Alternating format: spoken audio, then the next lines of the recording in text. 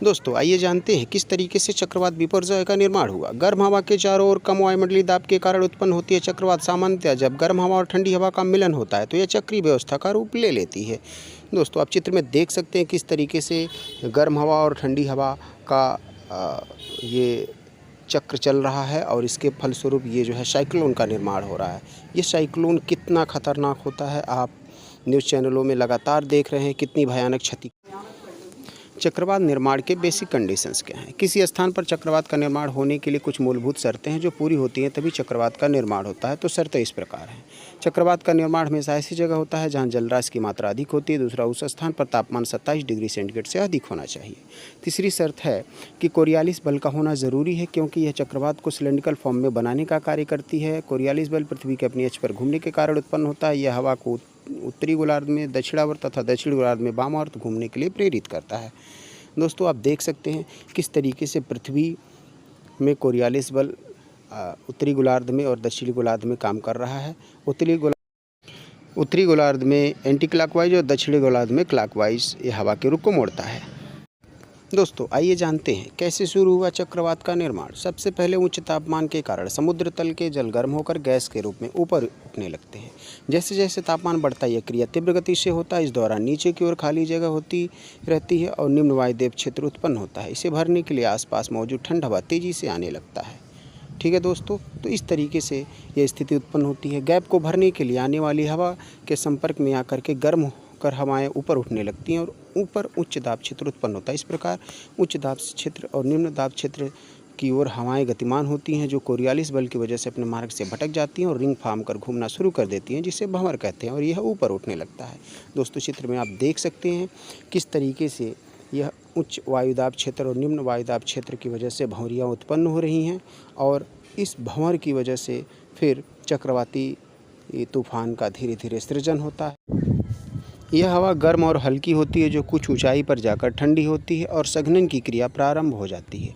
इस दौरान गुप्त ऊष्मा निकलती है जो हवा को और गर्म बना देती है। साथ ही बादलों का निर्माण होता है। इसी गुप्त ऊष्मा से चक्रवात में ऊर्जा का सृजन होता है और चक्रवात को गति प्राप्त होती है। दोस्तों आपको पता है कि अवस्था बदलने के लिए गुप्त ऊष्मा कितनी कारगर होती है। तो इसी गुप्त ऊष्मा का उपयोग होता है चक्रवात में। बहुत महत्वपूर्ण रोल अदा करती है गुप्त ऊष्मा, और जिससे कि इनके फेजेज़ में चेंजिंग होती है। चक्रवात धीरे धीरे गति करते हुए तटीय क्षेत्र की ओर आगे बढ़ता है और तट पर पहुंचकर समाप्त हो जाता है। इस दौरान तेज़ हवाएं चलती हैं। जो बादल चक्रवात निर्माण के दौरान बने हैं वह तटीय क्षेत्रों में जाकर के तीव्र वर्षा करते हैं और साथ ही साथ आगे बढ़ते रहते हैं और इस तरह से भयानक तबाही का मंजर आपके सामने दिखाई देता है।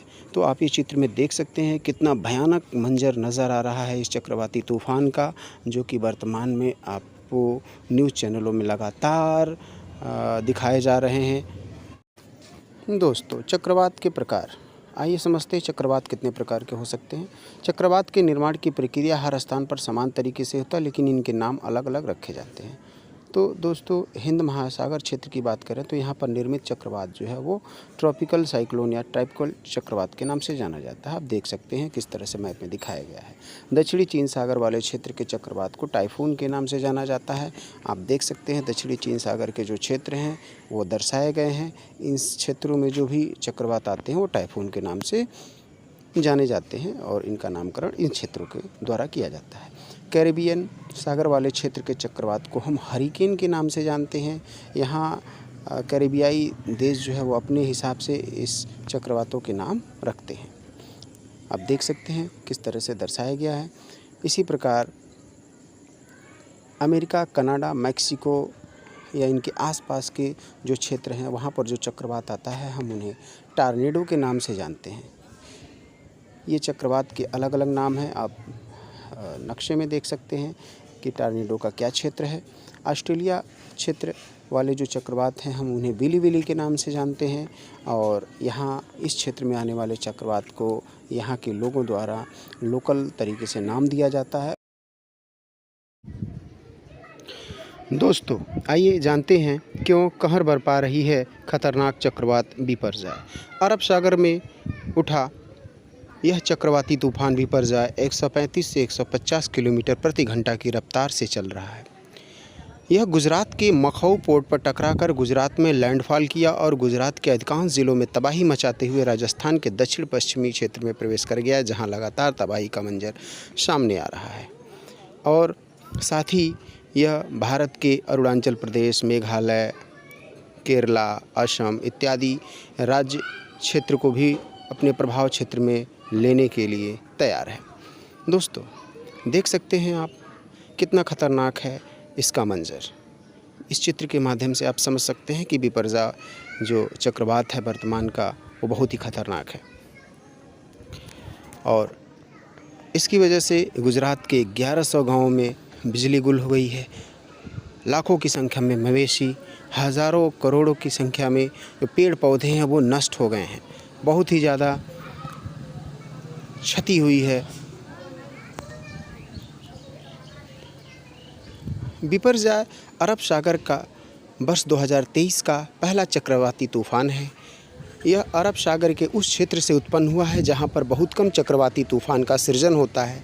इस चक्रवात का नाम बिपरजा बांग्लादेश द्वारा दिया गया है, जिसका अर्थ होता है चक्रवात, जो कि एक विशेष नियम के आधार पर निर्धारित किया जाता है। आपको यह भी पता होना चाहिए कि बंगाल की खाड़ी ज़्यादा संख्या में खतरनाक चक्रवाती तूफ़ान का सृजन करता है, परंतु अरब सागर में उत्पन्न यह चक्रवात ने सारे मिथक को तोड़ दिया है।